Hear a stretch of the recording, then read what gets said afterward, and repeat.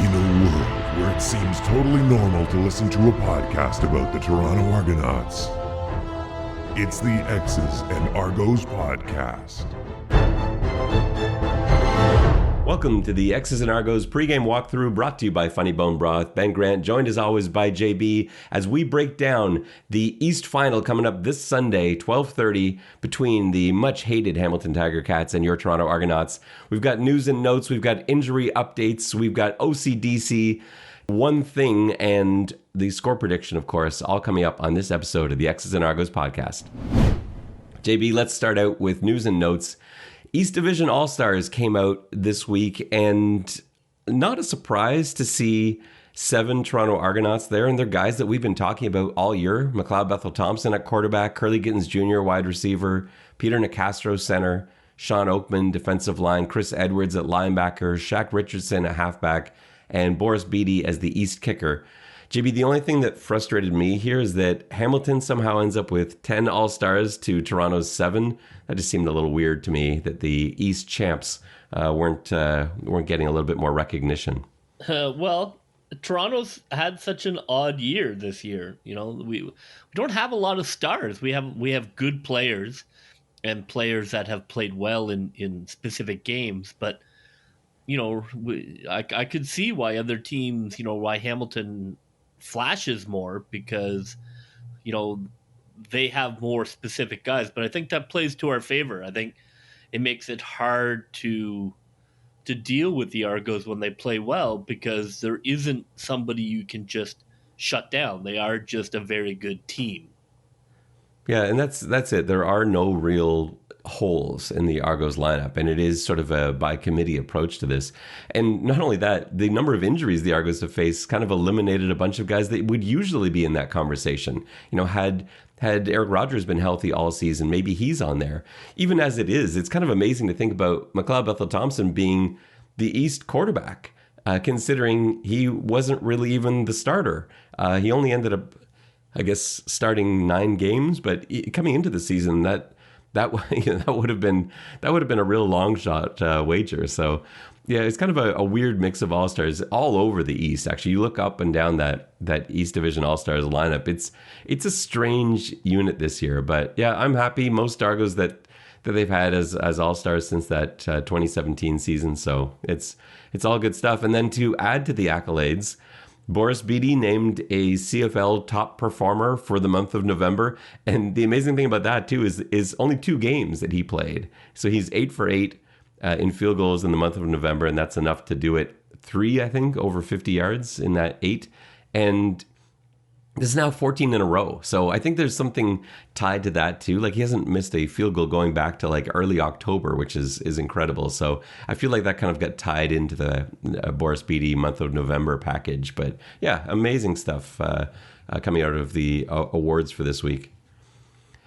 We've also got 2 big ones coming up potentially. So Coach Dinwiddie has been nominated as a Coach of the Year finalist. He's going to go up against Mike O'Shea for the Blue Bombers. Nobody, I don't think, deserves it this season more than Coach Dinwiddie. I love Coach O'Shea, and I actually think Coach O'Shea is going to win it. However, I think Coach Dinwiddie deserves this. You look at what he had to put together with the team he was turning around. The fact that he's not only a first-year head coach, but he's got an entire roster of players who have never played for the Toronto Argonauts before, or at least didn't in 2019.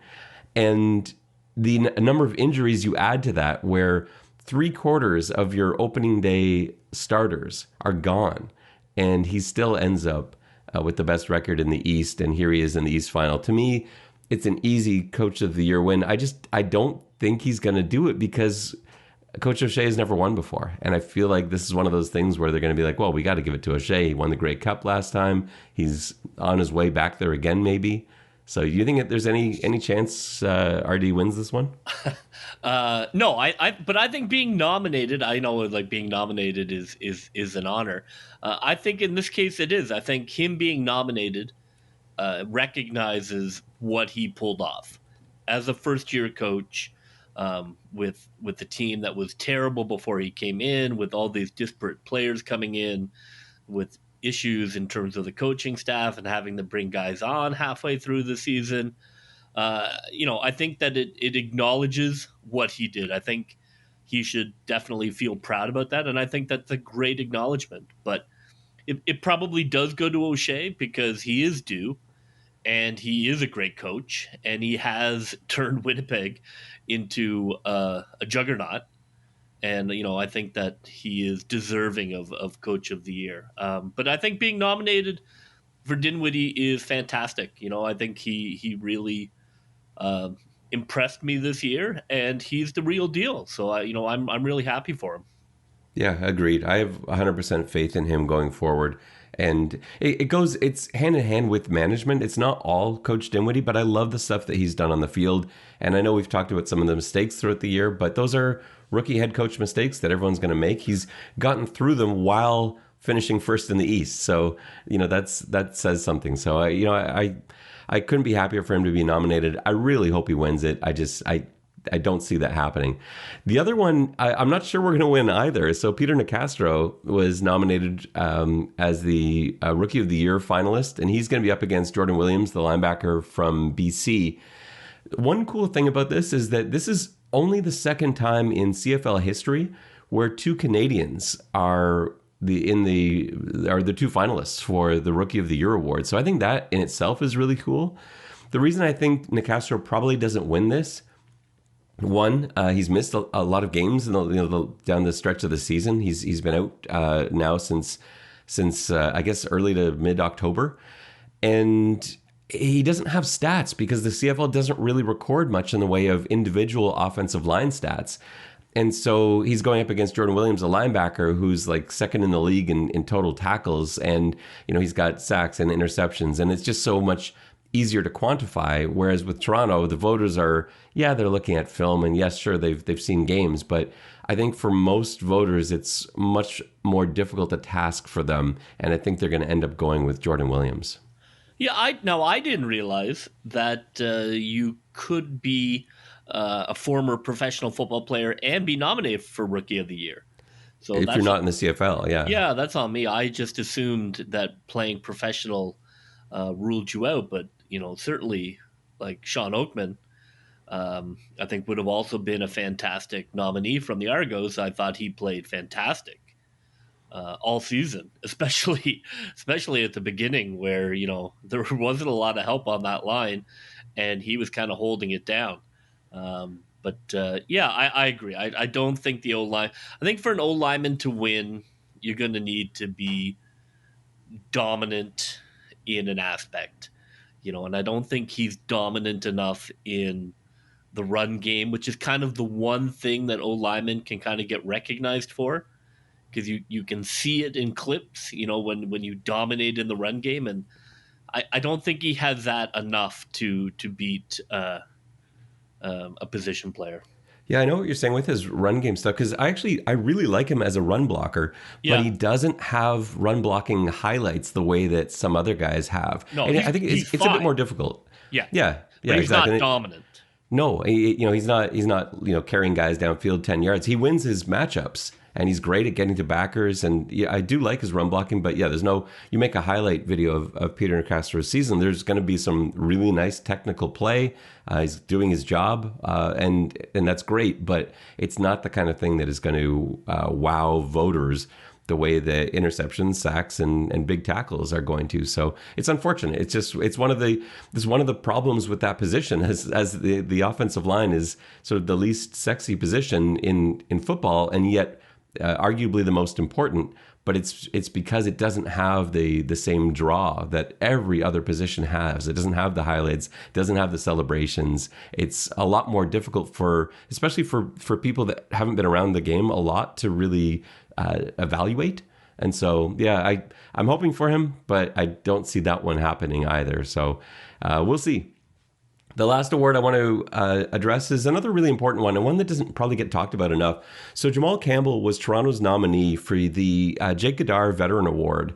And the Veterans Award is for a Canadian player who demonstrates attributes of Canada's veterans. So we're talking about strength, perseverance, courage, comradeship, and also contributions to Canadian communities. And that's an area where Jamal Campbell really excelled. He's great at the other stuff too. You see him at practice, being a leader, even now that he's been injured and is likely out for the season, he's still, doing what he can to contribute. He's still helping the younger guys along. There's so many young guys on this team, so many first-year guys, and he's always out there, and he's been out there since the beginning of training camp, helping anyone he could with their play. And so you add that to everything he did in the community, and even going back to last year where he was leading an initiative to help Toronto's homeless population.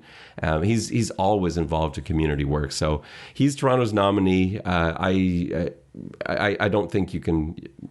It's tough to say you couldn't pick a better guy, because this group of Argos and generally CFL players, they're so good at this extra stuff. They're so good with charities, with getting out in the community, with helping where they can.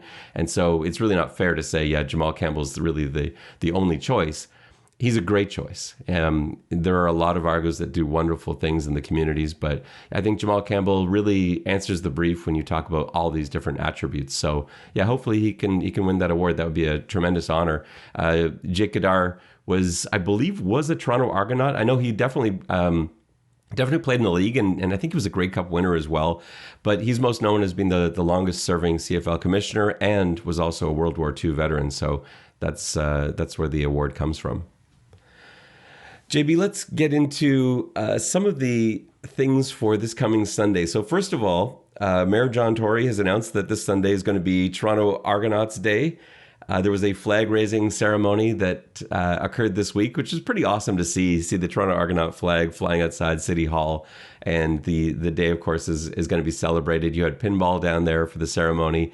He was on just about every TV station, which, of course, is helpful, especially when we're talking about trying to fill BMO. And that initiative is going pretty well. We'll give you an update on that in a moment.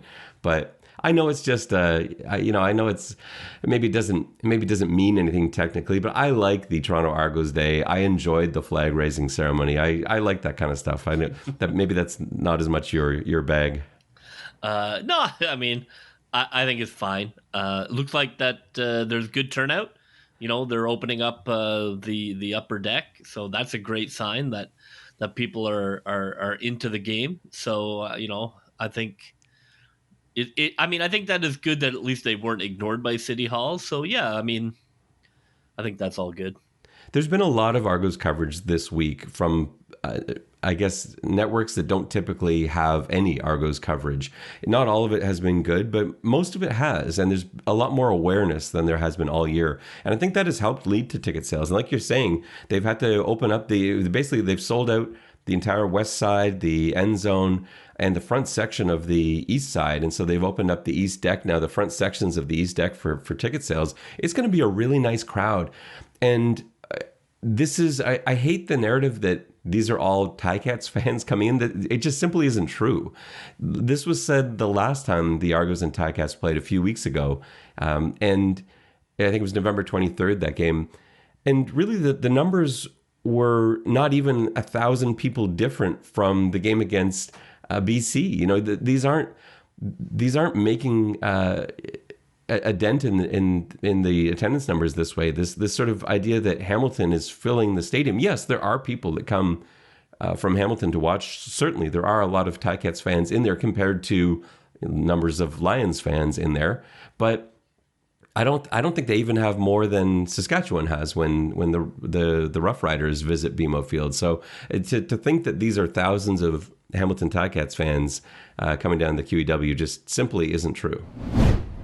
Let's get to our injury report. So good news on the injury front. A lot of guys coming back. Now, some of this is misleading because there were a lot of healthy scratches in that last game against Edmonton because basically everybody was resting. But essentially everybody is back who was on the one game. I want to talk about some guys that have not been activated off the 6th game yet, and also some guys who did not practice today. So guys that didn't practice today: Matt Boateng, Fabian Foote, Josh Haggerty, Asnel Robo, and Trevon Tate. Tate's an interesting one because he is expected to start at right tackle. And so we got to keep an eye on that a little bit. Options you have if he can't go, and I do expect him to be able to go, but if for some reason he can't, I would love there to be a situation where they could move Shane Richards over to right tackle. He's been playing left guard since Nicastro went down and Phil Blake switched over to center. But Richards is a really good right tackle. And the only reason he's not playing right tackle is that Jamal Campbell is a more experienced and probably slightly better right tackle. The thing is, it unfortunately coincided with Nicastro's injury, so he's been needed at that guard spot. So I'm hoping that it's a situation where Jonathan Zamora has shown enough to be able to play at center, and then Phil Blake can play at left guard, and then you can have Richards at right tackle if Tate can't go. But if otherwise, I'm not sure exactly what the answer is going to be. So fingers crossed on Trevon Tate for this week's game. And in terms of the guys that are not coming off the 6th game, not a lot of surprises in there. But the one really positive sign is that Dexter McCoy Sr. has been activated from that 6-game injury list. So if they're activating him, the expectation, I guess, is that he will play. And that's going to be a huge boost to this defense because it was just different with him not out there, JB. Yeah, that's fantastic. I think adding him to adding him back into the linebacker mix is really going to it's really important because I think covering the running back out of the backfield is going to be a thing I'm going to talk about a lot. And I think that's something where he can really add. And I think that's probably the only name we're going to see activated off that list. Still holding out hope for a couple of guys, but most of these guys have been on there for the majority of the season and at least the majority of the second half of the season and aren't expected back. But yeah, just to see Dexter McCoy there is fantastic. So yeah, that's really positive news. All right, let's talk about the game itself, JB. Hamilton versus Toronto, the 5th meeting of the season. Toronto lost the first one 32-19 in Hamilton. That was an ugly one, and it's been win since then. 17-16 in Toronto. That the missed extra point that went off the upright. The Boris Beatty last play of the game field goal win in Hamilton on Thanksgiving Monday, 24-23. And then the dominant performance at BMO, 31-12, was the last one in November. And that's, I think, fresh in everybody's mind. What do you think about playing a team for the 5th time? Like, is this good? Is this bad? I can't even decide. I think it moves beyond good and bad. I think that, we're outside that realm where, you play a team 3 times, maybe it's a problem, but you play a team 5 times. I think you've just moved into a new category where I honestly, I don't think it's advantageous. I think you kind of like circle round to where it doesn't matter again. I think it's so unique. It's not something that we're used to having to think about. I've certainly never coached against a team 5 times in a season. It's to play a team twice, I think, is hard. And so 5 times. It's just you're probably right. It's not. It's to a point where I think the biggest advantage maybe coming out of this is the fact that the Argos haven't had to play a real game in what will have been almost a month. I think that's actually huge for them. Now, there is the danger of there being rust. I know the rust versus rest argument is always made at this time of year. I love the fact that Toronto has not had to put down anything serious on the field in a month. To me, it means that Hamilton really can have no confidence in exactly what they're going to see. Because they didn't show anything in that Edmonton game, then they've had essentially back-to-back buys because that Edmonton game was on a Tuesday. So all the time since then, you could be putting whatever you want in. You could have been putting anything you want in since the beginning of November, really, when things started to clear up for the Argonauts, and it looked like they were going to run away with the East. I think this is a huge advantage for Toronto because Hamilton has not had that same luxury. They had to put their cards on the table last week because if they'd lost that game, they're done. They're going home.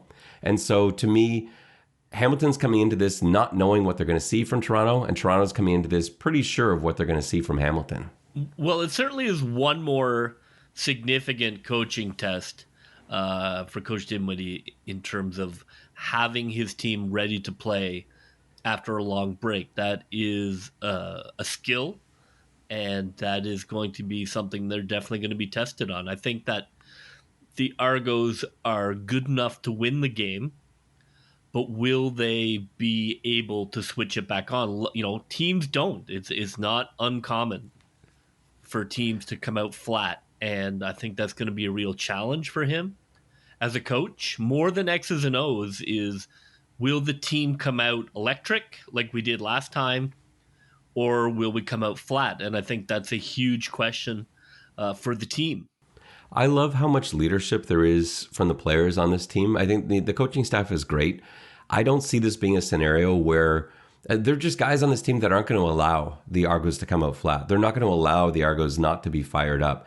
This team has been loose all season, going all the way back to training camp. They've had loose practices. They've had weeks without games because of the COVID situation in Edmonton earlier in the season. They found a way to put things together. They found a way to bounce back, and anytime there's been adversity, they found a way to counter that pretty quickly.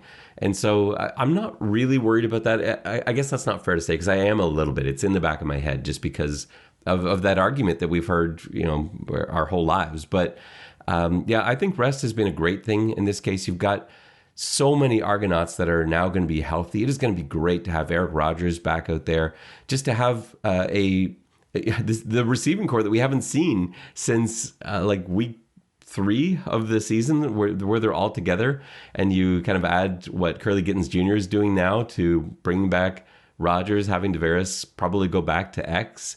You've got Breskison healthy. He's got a few games under his belt now. Ricky Collins Jr. has been banged up all year, and now he's had a chance to really heal. You can spend some time working Chandler Worthy back into the offense, because he's finally had some time to actually really adjust and maybe have some things scripted for him. That's all great stuff. And so I think this is a huge advantage. I will take that every single time over playing a game every week. Well, I'm really hopeful that they come out with some really new formations. I think that it'll be crucial to get Hamilton's feeling very confident right now. They've had a good final month. They feel pretty good. They they won a game in Montreal that, in my opinion, against Montreal, in my opinion, that they should not have. So they're going to feel good. I really want to see the Argos try and come out with some looks that they haven't seen, to take a bit of that confidence off. From a defensive point of view, new looks that are successful really are effective psychologically. You're like, we didn't know that, we hadn't prepared for that, we weren't ready for that. What else do they have?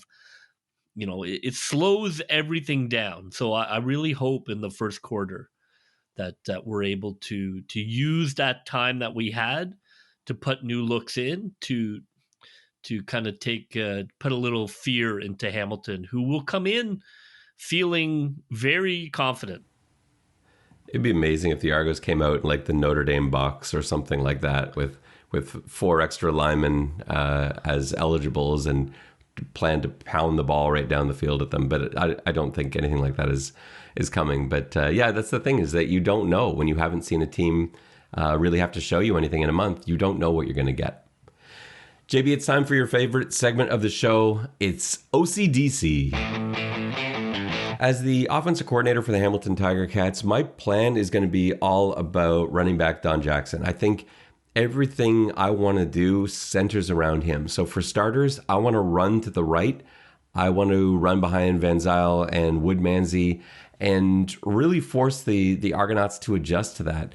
And if you get too much crashing from the other side, if you're getting, you can sort of turn that into a read option with Masoli, have him pull and take off to the left if the line is having to compensate too hard for Jackson. But I do think that, as good as Toronto's D-line is, and I think it's one of the best in the league, I think they can be run on if Toronto is not sending additional support. So that's going to be the first part of my plan. And then I want to add in late leakouts to Jackson too. He can catch out of the backfield. I love those plays that Hamilton runs for him. And so, have him in there for pass pro, and then he has sort of a late leak out, not quite like a screen, but it's similar, I guess. and find different ways to get him the ball in the air as well as running to that right side. So that is my offensive coordinator plan for Hamilton. JB, you're the defensive coordinator for the Hamilton Tiger Cats. What is your plan? Well, I would not worry about the running game at all, which is quite convenient as a defensive coordinator. I'm not worried about the run game. Toronto doesn't really build off it. I think that we can control the run game with an ordinary box. I'm looking to duplicate what I did against Montreal. Obviously, Hamilton's defensive line had a monster day and won them the game. And I think that's going to be a real challenge for the Toronto offensive line that has had, good games and not so good games. And I think you're going to bring a ton of heat, a lot of loops. You're going to try and get in Macbeth's head. He has had games where he was turnover prone. Turnovers is what beat Montreal. I think you're going to be really aggressive. I think you're going to, from a Hamilton point of view, I think you're going to bring tons of heat. You're going to try and get turnovers. You're going to try and get interceptions, get in Toronto's head, try and really kind of turn the crowd off with an early interception or an early turnover, and kind of get them feeling off their game. I'm not worried too elaborately. I think if you get to the quarterback, then everything else is fine. So I'm expecting blitz mania from Hamilton. I think that they're going to spend the first quarter sending 5-6 guys on almost every down. Let's switch sides and coordinate for the good guys here, JB. I will do the Toronto offense to start. So kind of like what you were saying as the Hamilton DC, I'm not even going to try to run with Foster early on. It's not that I don't think you can run on Hamilton. I do think you can. I think if Hamilton knows you're going to run, then I think the Argos are going to have trouble running. And so I'm not even going to try early on. I'm going to go to the air because I do think that there is an advantage there. Now, when you do need to run, I like the idea of running with Ouellette. I think that he's just a slightly different style of ball carrier. And I know what Hamilton did to Stanback last week, but I'm telling you, that game, like JB, you alluded to this, it wasn't what it looked like. You have over 100 yards in penalties and 5 turnovers to none for Montreal. That game was not dominated by Hamilton the way that a lot of people, I think, left that stadium thinking it was. No, if I was a Montreal coach, I would be sick to my stomach watching that game film. That game, they just threw that game away. They just could not have blown a bigger chance. I think I can't believe it when I rewatch it. I can't believe they didn't win that game. And yes, they shut down Stanback, but they only allowed Stanback to have 12 carries. That was the thing. Montreal was in a position so early on. Well, it wasn't really that early. I guess it was into the second quarter, but they had to go away from him. And yes, Hamilton was keying on him, but that really should have opened a lot of other stuff up for Montreal, and they just couldn't take advantage because Trevor Harris was fumbling the ball and throwing picks. But yeah, it was not a game that Hamilton dominated. So back to my initial point on this, I do think they're going to be trying to take the run away early. So I say let them. That's fine. We're not going to try to run early. We can run later. And so the rest of the keys to my offensive plan, they kind of count on Ciante Evans being out at halfback. And I wish we had a bit more clarity on his injury. So he missed the game last week. He was limited in practice today. It's a quad injury, which is pretty tough for a defensive back to come back from. If he's out, this changes what is a pretty good Hamilton secondary, because I think the key to the Hamilton secondary is Adeleke at free.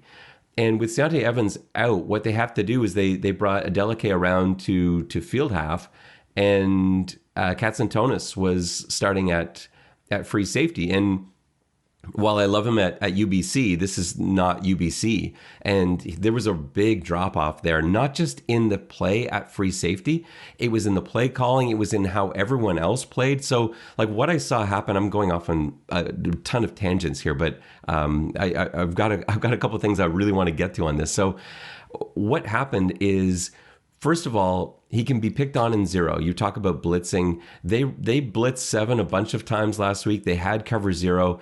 He was playing way off, and Montreal actually did have some success picking on him on basically hooks and stick routes and anything underneath. But that space is also there in cover 3. When they're playing cover 3, he's got this large gap. And again, it's so strange for me to see because at UBC, that's what he was known for. He would come down like a hammer.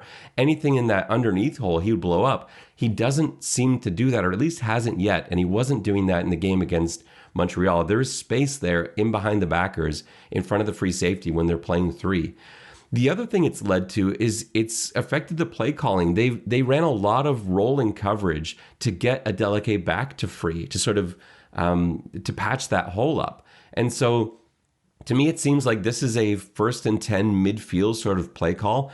I might actually try and bank on that sometimes. So you get the ball near midfield, 1st and 10, start anticipating for rolling coverage. Call smoke routes to Gittins Jr., call quick slants to Rogers to try and take advantage of that motion of Adeleke coming across the field and take advantage of those sort of quick hitters into that open space that's left by the vacating players as they all roll in coverage. What I love is give me Worthy, give me Gittins, give me those guys on low crosses, not hook. Like I prefer that to hooks. Slants, yeah, low crosses, yeah. Give the guy a chance to run with the ball.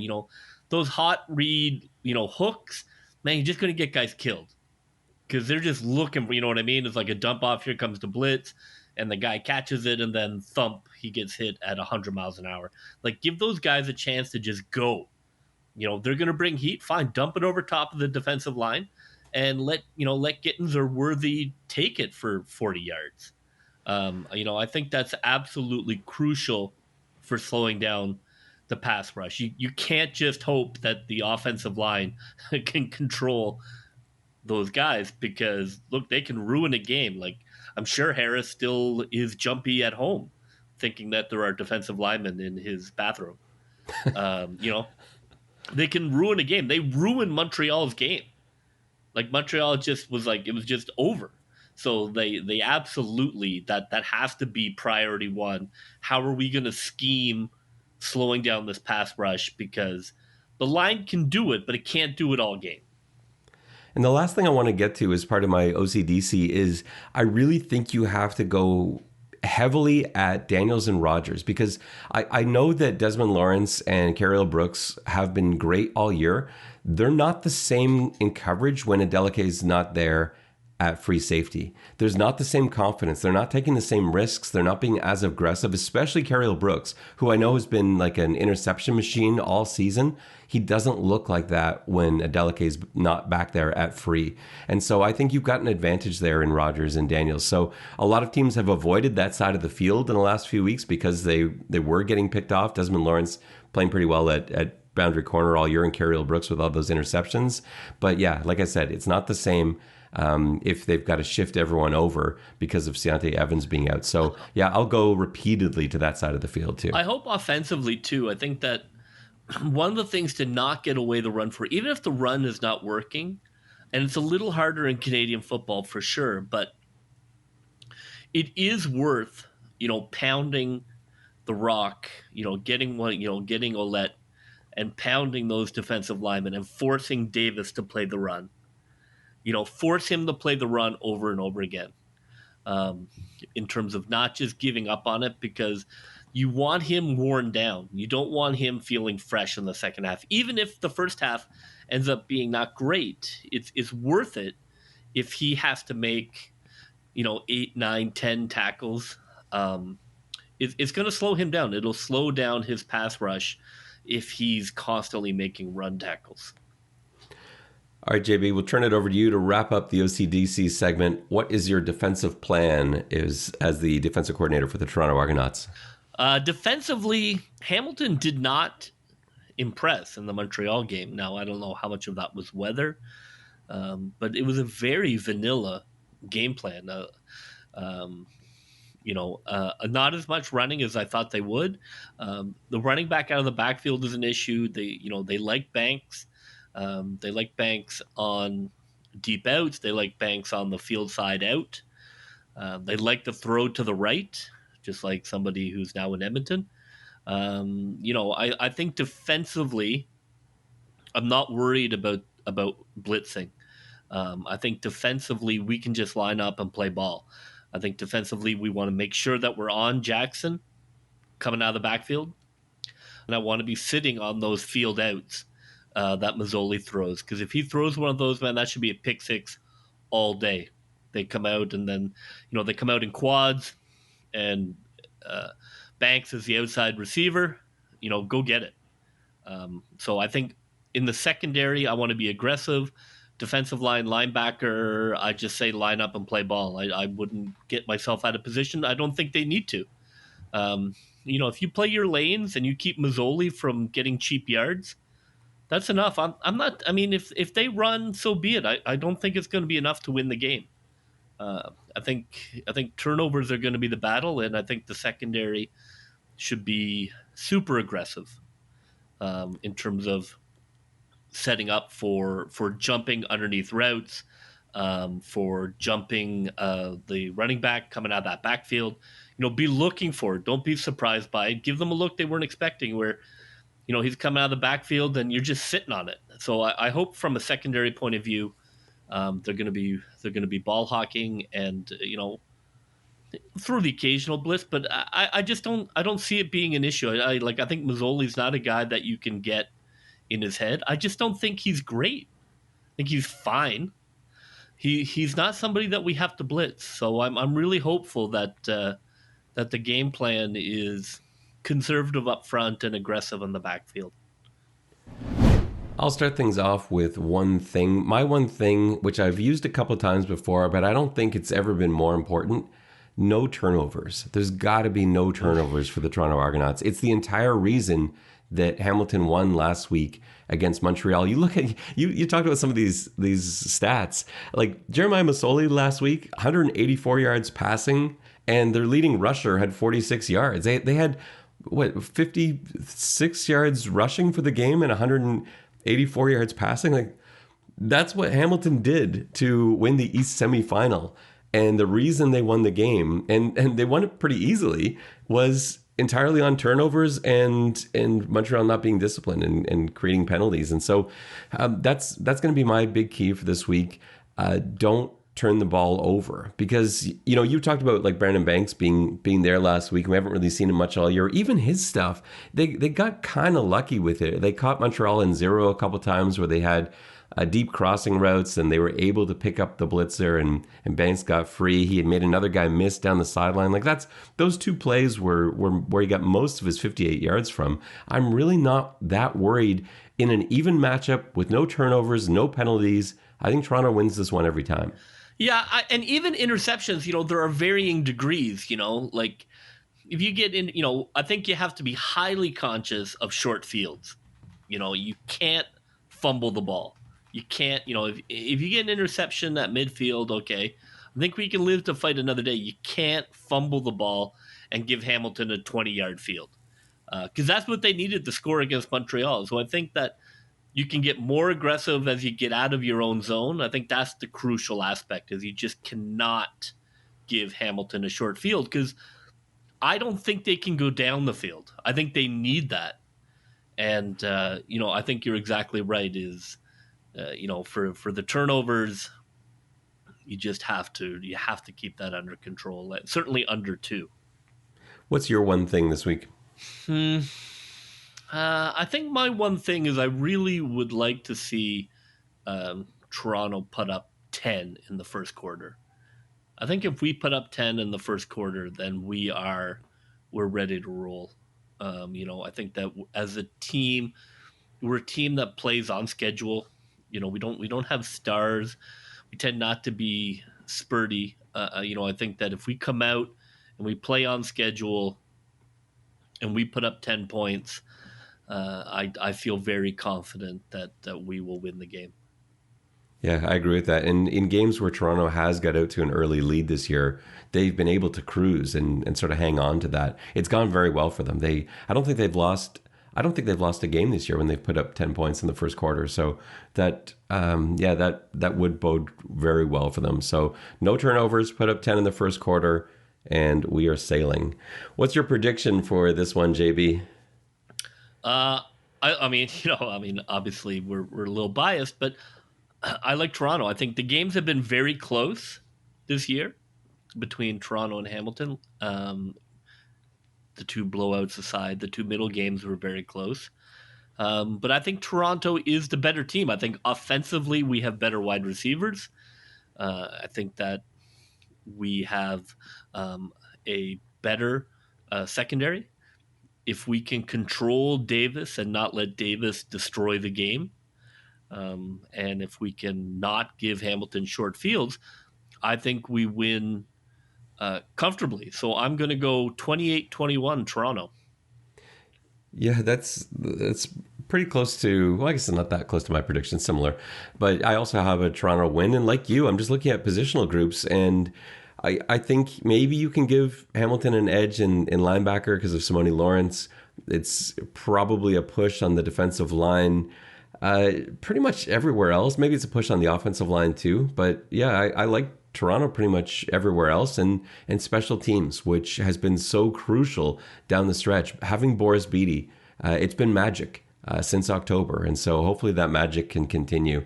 I've got Toronto 22, Hamilton 18. I know that's a 4-point difference, but I don't even really feel like this is going to be a nail-biter 4-point win. I think it's close at the end. I'm not sure we're sitting on the edges of our seats, though, at the end of this one. Let's hope we're both right. Well, that will just about do it for us on this episode of the X's and Argos pregame walkthrough. For JB, this is Ben Grant saying so long, and may all your pre-snap reads be good ones. I'll see ya.